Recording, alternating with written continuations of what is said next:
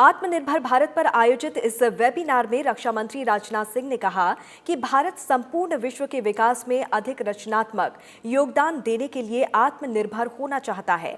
उन्होंने कहा कि आत्मनिर्भर होना एक राष्ट्रीय आह्वान है, जिसे एक राष्ट्रीय अभियान के रूप में बदलने का भी संकल्प लेना होगा। रक्षा क्षेत्र में आत्मनिर्भरता को बढ़ावा देने के लिए सरकार ने लगातार कई नीतिगत सुधार किए हैं। इनमें ऑर्डिनेंस फैक्ट्री बोर्ड का कॉर्पोरेटाइजेशन, उत्तर प्रदेश तमिलनाडु में 2 डिफेंस कॉरिडोर की स्थापना, ऑटोमेटिक रूट के जरिए 74% FDI की अनुमति देना शामिल है।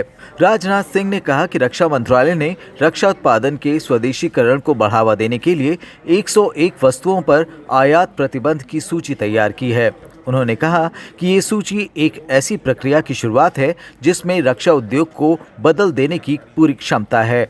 क्वेश्चन आंसर सेशन में कई ऐसे पॉइंट्स मिले जो आने वाले समय में पॉलिसी मेकिंग और डिफेंस सेक्टर में इंडिजिनस मैन्युफैक्चरिंग के लिहाज से मैं मानता हूं कि ये बहुत ही महत्वपूर्ण होंगे।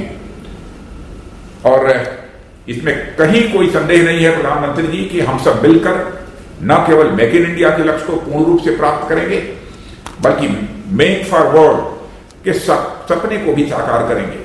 वेबिनार में शामिल CDS जनरल बिपिन रावत ने कहा कि हमारे पास स्वदेशी हाई एंड वेपन सिस्टम बनाने के साधन हैं, क्षमता है और इच्छा शक्ति है।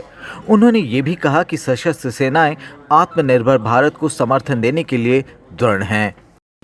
The government initiatives are intended for active participation of the private sector, foster innovation and competition, encourage collaborations, boost manufacturing, strengthen infrastructure and enable ease of doing business.